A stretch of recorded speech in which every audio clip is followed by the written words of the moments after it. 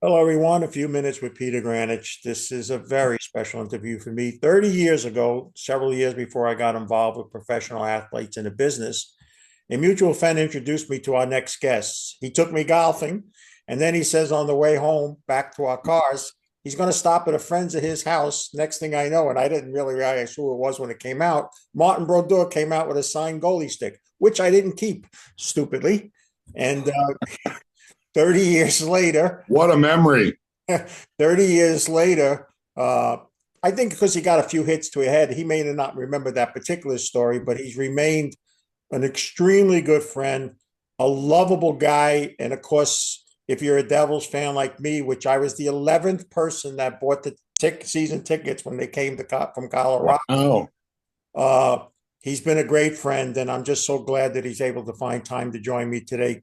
Kenny Daneyko, Mr. Devil, three Stanley Cup winner, and the color commentator, and just as good a commentator now than you were as a hockey player. And I've watched you grow in both of them. So I'm so glad you joined me, Dano.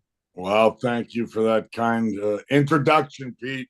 Good to be with you. And yeah, you have some memory, and I do use the excuse when I forget that I've been hit in the head one too many times. So bear with me as far as my memory. But that's great stories. It's been a long time, Well, certainly since the first time we met. yeah, and the good news is the other guys got a lot more hits in their head from you than you got. So Kenny, before I get to the Stanley Cup, which to me is everything, I just find hockey so superior to the other three major sports. I would fail if I didn't ask you about the Devils. To me, I thought they had, given what they had going into the playoffs, how badly they were hurt, guys' names that I hardly even knew, just tried so hard against Colorado, and if a little break went here, Carolina, you should Carolina, go. I'm sorry. Well, at my age, the memory's the second thing that went to Kenny. So I just thought they had played their hearts out, and it gave me optimism for next year. But you watch them all the time. It's your Yeah. profession. What do you have to say about the Devils before we get into the Stanley Cup? Well, I think you nailed it somewhat, Pete, from the standpoint they gave it everything they had, and they were outmanned. It's not an excuse, but they were so depleted, so banged up going into the playoffs. I thought it was very important that they got in the playoffs because after Jack Hughes went down, their star, and make no mistake, he is that important to the team and creating offense and just slotting everybody a little bit better, and obviously dangerous for the opposition because he's got the puck on his stick so much. But they scratched, clawed, grinded. Yeah, they weren't very good the second half of the season after a terrific first half, and they've learned from it, I think. And obviously, they got in the playoffs. You need that experience. The core group needs to know what it takes come playoff time. So, regardless, as disappointing as it is to lose in the first round, they played hard. There was overtimes, some fate here and there, but those injuries really hurt them along the way. Carolina's a really good team, no question about it. They were deeper. They deserved to win, but I thought overall they gave exactly what you said. They played with heart. They played with emotion. They just didn't have enough depth this year, this time around. I think come this off season, they're going to address some needs. And this league is so competitively balanced, Pete, that every team has talent. It's so close. And if you get in the playoffs, you have an opportunity. I think it's important for the Devils to become a sustainable playoff team over the next few years.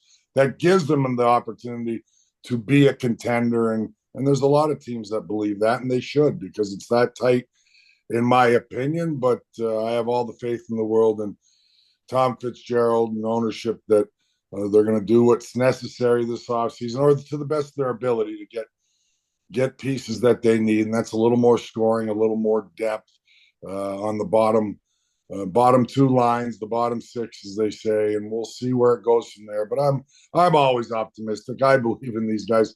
They got a great core with Hischer, Bratt, Meyer, Jack Hughes, obviously Luke Hughes. You can go on down the list, and yeah, you have to have some. You have to be fortunate during the season, and hopefully next year they're not as banged up for sure. So, Kenny, I'm going to ask you maybe I don't want to say a surprise question, but I know you can answer it. One of my 10 greatest nights in sports was when I was in between you and Nick Fatiou at a game, and you guys weren't trying to punch each other, which was kind of yourself. But Nicky and you and I have been great friends, and the Rangers went from here to this is a great coach, I think, that's joined them. So I think anybody that's going to count the Rangers out next year, I know they're the nemesis Devils. I can't root for them. But what do you think of the Rangers with this coaching change? Well, look, I go back first. I go back to what I talked about, the competitive balance in this league. And we all picked the usual suspects to be playoff teams in September going into the year. Rangers were picked to be a playoff team, obviously, winning the President's Trophy, I believe, the year before and going to the Eastern Conference Finals. But because of how tight this league is, if your top guys dip a little bit, if you don't get a bounce, if you're injured, whatever injuries come into it, whatever may happen during the season, that's enough to be the President's Trophy winner for any team, not just the Rangers, and to be out of the playoffs the following year. And a lot of their top guys dipped in production a little bit, and that's enough to make a 20-point difference and have you look on the outside looking in, not making the playoffs. So look, they got a lot of talent. They're a good team, and yes, they got a new coach who's had a lot of success. He's won Stanley Cups. He's familiar with the Rangers, obviously, and Mike Sullivan. He's a great coach. Is he going to be a fit there? Well, time will tell, but he's got familiarity from being there over. I got my dog back barking in the background, one of them anyway. Well, you hear the Rangers, Kenny. You can't blame the dog barking. But yeah, I think he's going to do a good job there, obviously. Look, they are an arch nemesis. They're a rival, but that's what makes it great. I love the competitiveness. I love rivalries. And a couple of years ago when all three locals made it, the Islanders, Rangers, and Devils, I was elated because it's great for the game in the tri-state area when we've got all these teams battling in the playoffs or battling each other like the Rangers and Devils did a couple of years ago in what was a terrific series. So it's a lot of fun, and we'll see. I think the Rangers will, if I'm being realistic, they'll bounce back and have a much better season, no question about it. And that's why it's hard to just get into the playoffs. But we shall see, and we'll be butting heads during the season. We all hope our teams improve and get better. That's the nature of the beast. But when you've won a Stanley Cup, a couple of them are like Mike Sullivan has, you have a good feel. You obviously know what it takes, and you try to push. The key is for a coach to push the right buttons of each player to help them succeed and be the best version of themselves. And it just didn't happen this year for New York. And obviously, we'll see what goes on next year. It's a brand new season. I can't wait till September. But the playoffs in general, you touched on it, Pete. There's nothing like Stanley Cup playoffs. There really isn't. I mean, the drama, the excitement. We look at the last two games. Are you kidding me? Game sevens, Colorado, Dallas, both teams. St. Louis as well against Winnipeg, up two goals going into the third. The way these games ended, you're like, the thrill of victory, the agony of defeat. I was on the edge of my seat and I had no skin in the game, and I'm going, I feel terrible for the teams that lost because for all intents and purposes, both those teams believed they were moving on to the next round, and in a blink of an eye, both teams, it's the two other teams that are moving on to the next round, and in particular, Winnipeg last night, 2 goals with under 2 minutes to go, and the last one to tie it with 1.6 seconds left. Does it get any better than that, shall I say? Does it get any more dramatic? And one team is absolutely crushed, and one team is elated and can't believe they're moving on maybe a little bit. They pinched themselves.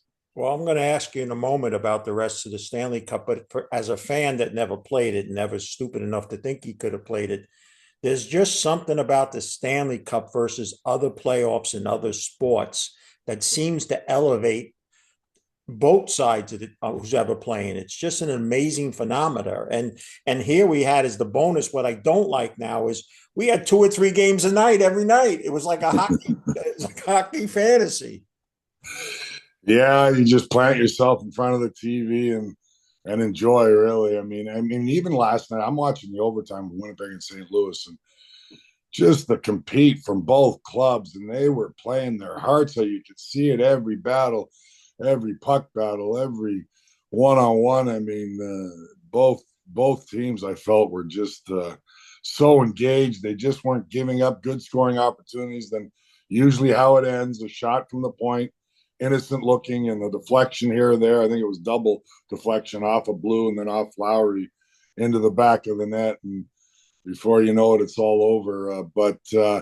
The excitement and the overtime is what, sudden death overtime is what makes it a little bit unique. I know they have overtime in football, but the other two sports, I guess, extra innings in baseball and obviously basketball can go to overtime. But it just seems like the overtime for hockey, you can cut the tension with a knife. Every play is just so dramatic because of that sudden death type of overtime. So it's a lot of fun. It's awesome. I love this time of year. And like I said, yeah, I want my team in it, but even when they're not, I just get so fired up to see who's going to prevail and understanding, being fortunate and grateful enough, Pete, to be part of 3 Stanley Cup championship teams with a great group of guys, understanding what it takes and understanding the heartbreak when you lose.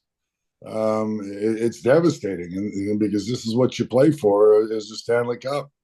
Well, I just add this quick because I know I don't want to keep you and I want to hear what you think of the rest of the Stanley Cup. But one of the other things I like about the Devils this year is the fan base is growing.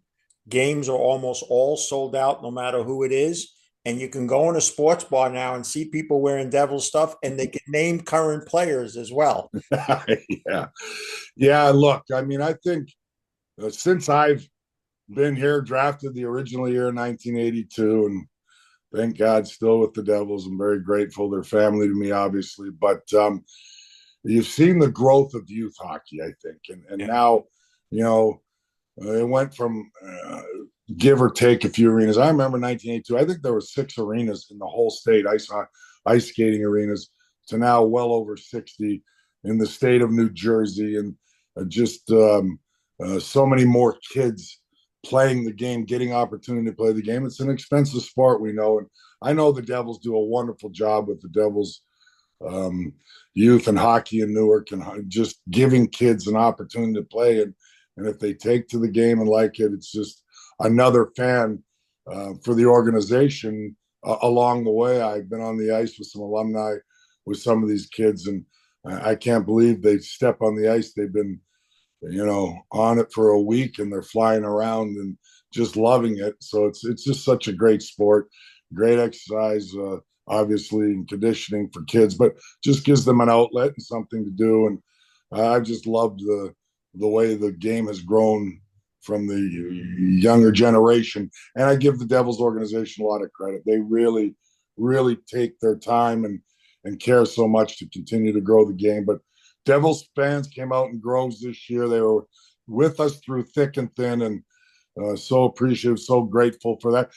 And now I'm seeing when we play the Rangers, our arch rival, whatever it may be, you see families come in, and 3 of them have Rangers jerseys on, 3 of them have Devils jerseys on, because they make up their own mind. We know we weren't here prior to 82. So if you happen to be a hockey fan, well, obviously you usually were a New York Ranger fan, but now the families are split. These young kids are making their own mind up, rooting for their home team a lot, and regardless of the influence of the parents. So I find that pretty unique. I find that pretty cool when I'm at some games and you see so many split families along the way, whether it's the older generation who are Ranger fans before the Devils came, and the kids coming up and saying, "Nope, I'm rooting for my team." So it's pretty unique. Yeah, and in the early years, I can remember being at a Flyer or Ranger game. You couldn't even clap as a Devil fan because there were so many more Flyers and Ranger fans. Yeah.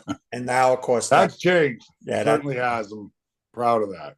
All right, Kenny. Here's the get out question. We're starting the second round. It's like you said, it could be so close, but if you had to pick the 2 teams that are going to face in the playoffs, who are they going to be in your mind? Well, let me final. Let me preface, I'm 3-5 in the first round. That's how difficult it is to pick. Okay. 3-5. I mean, it is so hard to predict because of that balance throughout the league that I talked about earlier. Right now, oh my gosh. I mean, it's so hard to pick against Florida. I mean, they are a well-oiled machine, look like a juggernaut. So let me try this again this time around. I'll go with the Florida Panthers getting to the finals again. I think the Leafs will give them all they can handle. I think they're mentally tougher this time around. I know there's been a lot of heartache for Leafs fans over the years. Should be a great series, but I just think Florida is probably the team to beat out east. So I'll say they're going to go to the Cup Finals. Out west, flip a damn coin. Does the Jets gain some momentum here after really struggling in the first round and winning the President's Trophy? Before the playoffs, I picked the Winnipeg Jets to go to the Stanley Cup Finals, and I'm going to change it now just from what I saw in the first round.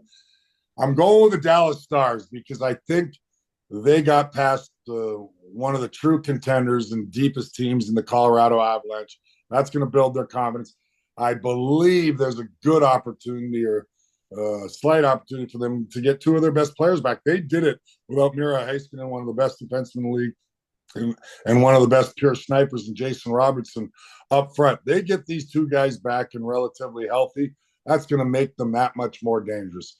So I'm going to say Dallas and Florida now. Completely switched my picks from round one before the playoffs started. I didn't pick those two to be in the finals. I'm going to go with the Dallas Stars, though, to win a Stanley Cup. When it's all said and done, don't go off me, Pete, or any fans, please, if you're thinking about that, because I have found this so difficult. As long as I've been in the game, these picks are treacherous.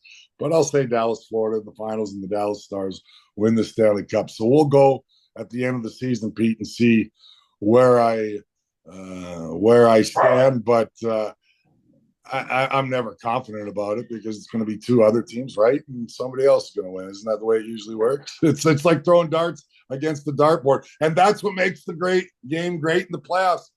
So special in National Hockey League and the best sport as far as seeing who's going to win, because it is, I feel, probably the hardest sport to predict.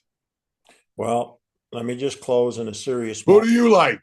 I've been pulling for the Canadian team simply because what's been happening with Canada versus the U.S. economics and all. And so many of my friends who say to me, Pete, we still like you, but we hate the United States now. But I kind of went with Winnipeg. And of course, I knew there wasn't, I didn't expect the Devils, but without the Devils, it's hard for me to root for anybody. But, I don't want to say there's a team I don't want to see to win because, like you said, they're all remotely close. I don't think any of them, we wouldn't be totally shocked if they at least made it to the finals. The teams that remain, they all have a chance, I think. Yeah, absolutely. Like they're outmanned. Edmonton, Vegas. I mean, how can I forget them? The two greatest players in the world. That should be a heck of a series. Vegas is built for the playoffs. They just know what it takes to win. So it could be either of those teams coming out of the West as well. But we got to pick somebody when we are having some fun here. So we'll see. Well, Kenny, I think we're seeing some of the Stanley Cup finals in the first round and the second round. You'll be happy if the games we watch. How could you not like those 2 7-game series we just just remarkable, no question about it. And Washington, Carolina, Washington's second best team during the regular season. I know we throw that out the window, and the playoffs, the slate is wiped clean, but that's going to be a heck of a series, Washington, Carolina. That is two really good teams. That also, I missed anybody? But that also could come out of the East. Who knows? So should be great the rest of the way, just like you said. Well, you're always good in my book unless you start picking the Flyers, and we're gonna have to end our friendship. Say hi to my friend there and boy Nicky Patillo, great man. He's just fun. It's so funny when Pete. I'll end with this where we battle each other during our playing days, and obviously we had the great rivals of the Rangers after Nicky had retired as well, and I only got a couple games against him during my young career when I just started, and he was as tough as they come, one of the toughest guys that ever played the game, and not too many guys wanted to go toe-to-toe with Nick Patillo, but I talked to the Richters and the Graves, and I obviously grew up with Mark and Messier, and he was a mentor, and we had to battle each other. We had a hate for each other because there was so much on the line, but we talk about it now, and that 94 series, even though we lost, was one of the greatest playoff series in history. And we understand what it takes, and just the rivalries is what it's all about. And I have so much respect. You find out and you become friends afterwards, just talking about this. We still 30, 40 years later continually talk about the battles we had against each other. So that's to me what it's all about. And yeah, we become kinder, gentler in our old age, and we have a lot of respect for each other, and you become friends with a lot of these guys doing charity events or whatever it may be. But there's never a moment that goes by where I don't, if I see a Mike Richter or a Graves or Mark or whoever it may be, Brian Leach, and you go, we always just reminisce about the rivalry and how great it was in the 90s. Well, my four dream guys that if I was all in a room, I would just shut up and listen to them talk the whole night. If from the Devils would be you and Grant Marshall, and from the Rangers it'd be Fatiou and Gresh. That would be my, the that, old school Gresh. old Yeah, good school man as well. Just great guys. Hey, listen, Dano, thank you, my friend. God bless you. Keep up the great work. Like I say, I stay in touch by watching all your games, and you're as good a commentator now as you were a hockey player. Thanks. Means a lot, Pete. And I hope you're doing well, and just continue enjoying life. And we got to get together soon. Absolutely, my friend. God bless you. Take care.